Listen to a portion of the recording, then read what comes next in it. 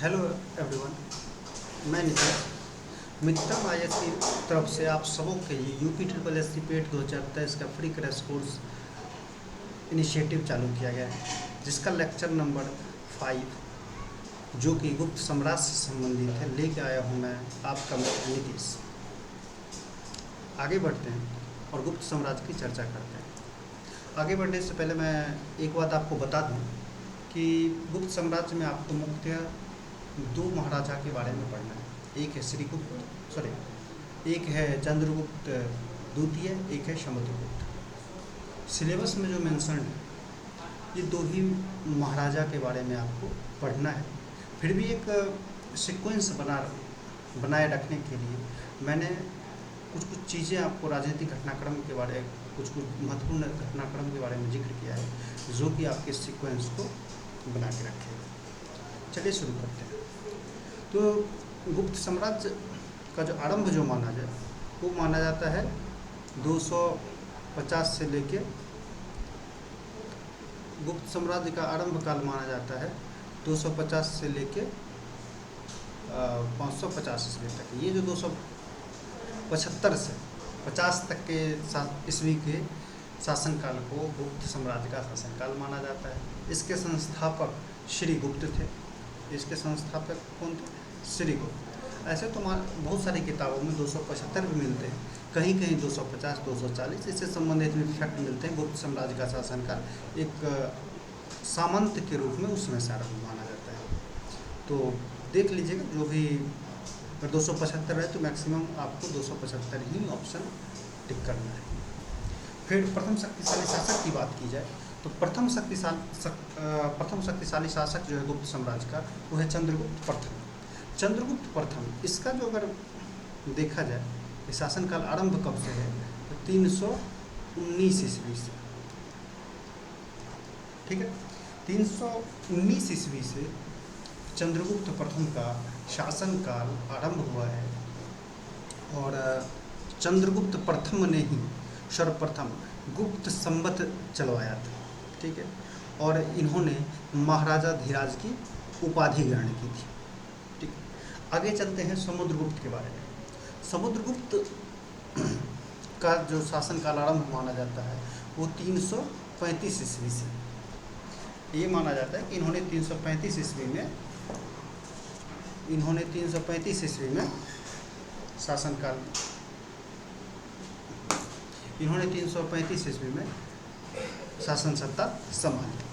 ये विष्णु के भक्त माने जाते हैं और इसलिए इन्होंने परम भगवत उपाधि धारण किया था। परम भगवत उपाधि धारण करने वाला प्रथम शासक माना जाता है समुद्रगुप्त। ठीक है, और एक विसेंट स्मिथ है, ये हिस्टोरियन है, उन्होंने बुक लिखी थी और उस बुक में समुद्रगुप्त की तुलना भारत का नेपोलियन कहा था। नेपोलियन से किया था तुलना और इन्होंने कहा था भारत का नेपोलियन कौन है? समुद्रगुप्त। ये युद्ध जो होता है किसने कहा था? विसेंट स्मिथ ने। ठीक है, आप जो इनके शासनकाल हैं समुद्रगुप्त के, ये शासनकाल कहाँ से मिलते हैं? प्रयागराज के स्तंभाभिलेख से। आपको पता हो कि भारत में अभिलेख आरंभ किसने किया है? अशोक ने।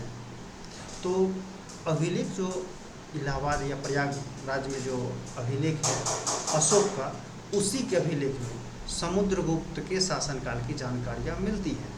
ठीक है, बाद में इसी अभिलेख को अकबर के द्वारा, एक चीज़ और फैक्ट बता दूं कि ये जो अभिलेख है प्रयागराज का, ये मूलतः कहाँ पे था? कौशाम्बी में।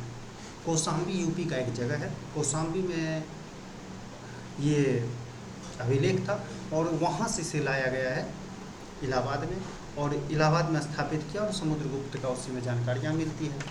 ठीक, ये परम भागवत की उपाधि भी धारण की थी। साथ ही इन्होंने एक और उपाधि धारण की थी, इसका नाम था पराक्रमांक। पराक्रमांक समुद्रगुप्त ने एक उपाधि धारण की थी। कैसे लिखते हैं इसको? ये देख लेते हैं।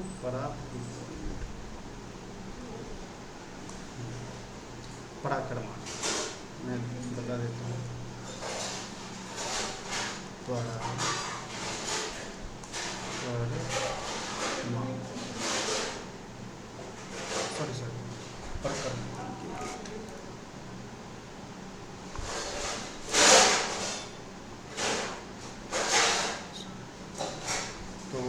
उपाधि जो होता है, उपाधि जो धारण की थी ये है पराक्रम।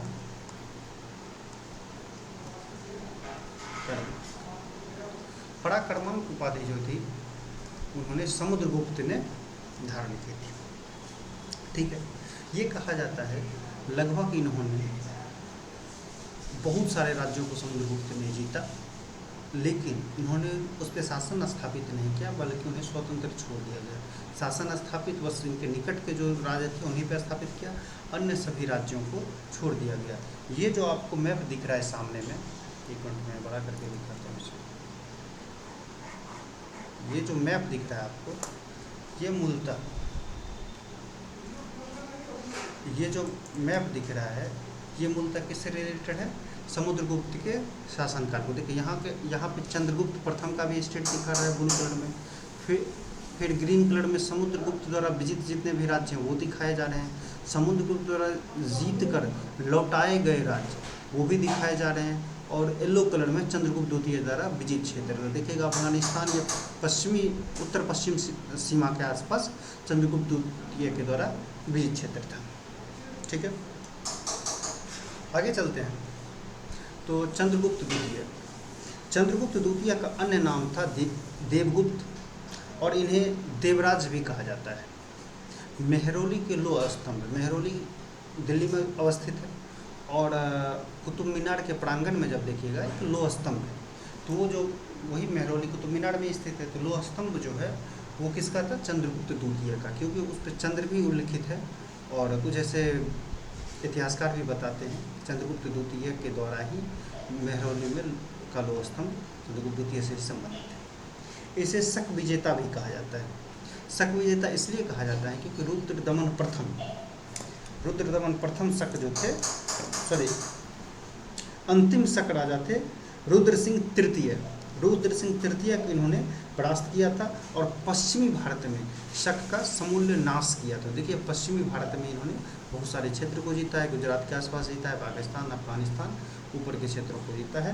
तो इसीलिए रुद्र सिंह तृतीय को परास्त करके अंतिम शक राजा को समाप्त किया था, और इन्होंने समाप्त करके इसलिए इसे शक विजेता भी कहा जाता है, इन्हें देवश्री भी कहा जाता है, और इन्होंने विक्रमादित्य की भी उपाधि धारण की थी।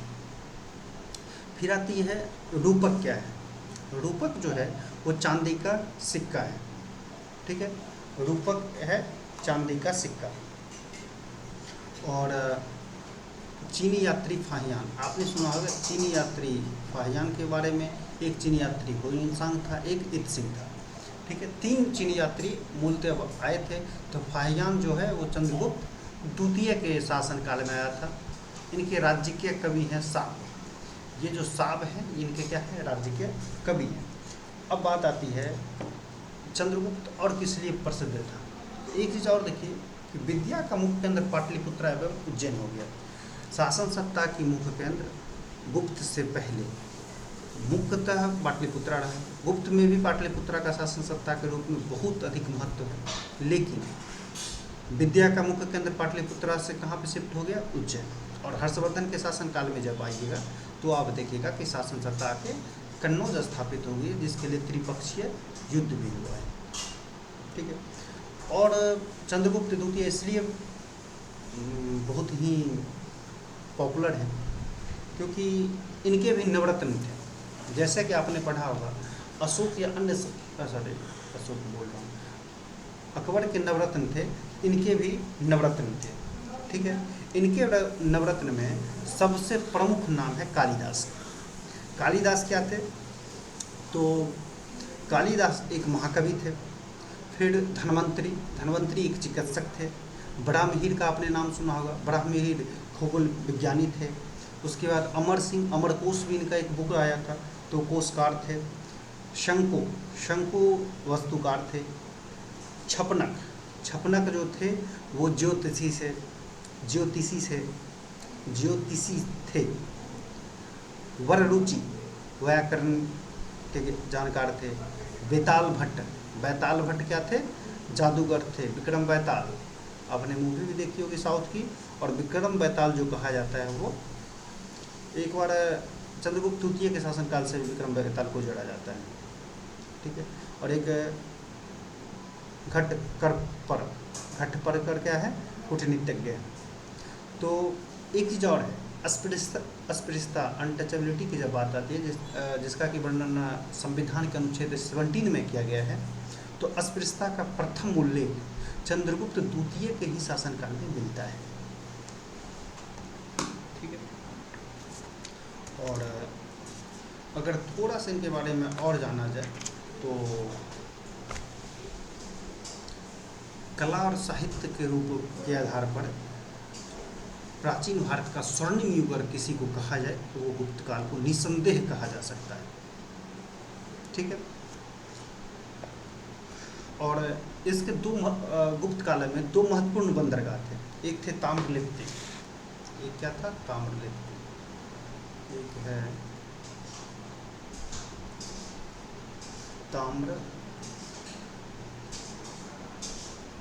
ताम्रलिप्ति। ये कहाँ पे, वेस्ट बंगाल है। यहाँ पे जो वेस्ट बंगाल का क्षेत्र है वहाँ पे ताम्रलिप्ति किया गया। ठीक है। एक बंदरगाह है भरोच, भरूच, ये कहाँ पे, ये गुजरात। ये भरूच बंदरगाह जो है वो गुजरात में है।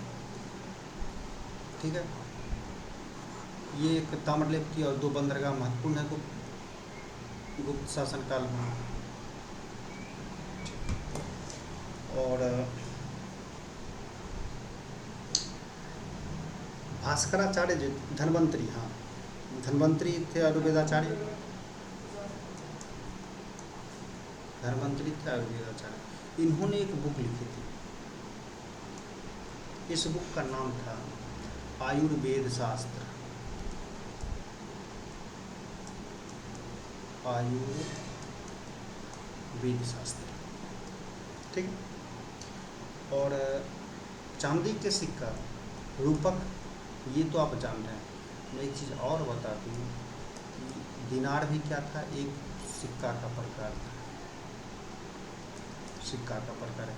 किस प्रकार का सिक्के का, तो ये है सोना, सोने के भी सिक्के चलते थे, चांदी के भी सिक्के चलते थे।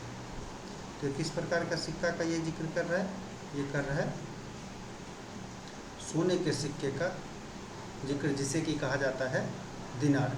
और चांदी के सिक्के किसे कहा जाता है, चांदी का सिक्का को रूपक कहा जाता है। और धन्वंतरी कौन सा बुक लिखे थे, आयुर्वेदा शास्त्र। ठीक है। सती प्रथा का प्रथम जो ज्ञात प्रमाण है वो भी गुप्त शासनकाल में आता है, और वो कि एरन अभिलेख है, वहीं से इसके ये एरन अभिलेख से ही पाया जाता है कि सती प्रथा का अभिलेखीय साक्ष्य, ऐसे सती प्रथा का जिक्र हुआ है लेकिन कभी अभिलेखीय कोई साक्ष्य नहीं मिला है। अभिलेख में वर्णित है सती प्रथा का, वो कौन सा अभिलेख है, एरन अभिलेख। कब मिला था, एरन अभिलेख, ये एमपी में अवस्थित है। और ये मिला कब था, 510 ईस्वी में। ठीक। और भूराजस्व दर बात की जाए, भूराजस्व की दर की थी, भूराजस्व की दर थी 1/6। ठीक है। एक मृच्छकटिकम जो है शूद्रक के द्वारा रचित एक बुक है। ठीक है।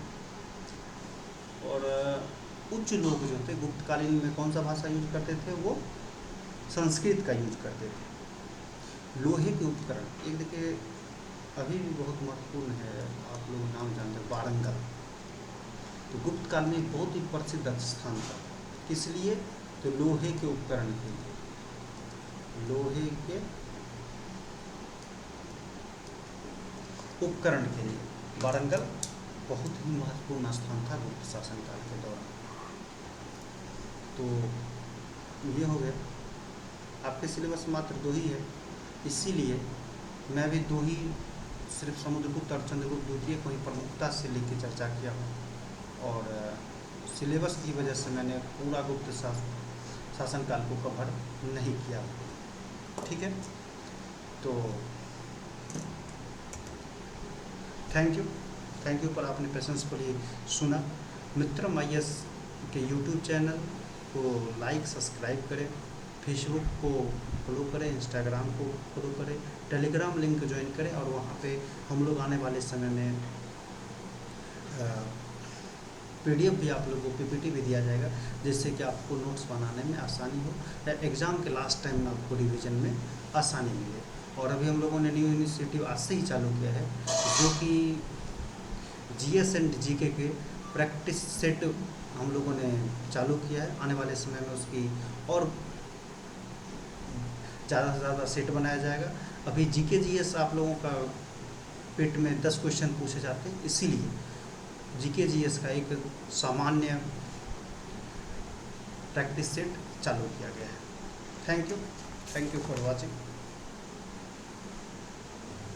फिर मिलते हैं हम लोग नेक्स्ट वीडियो में, तब तक के लिए धन्यवाद।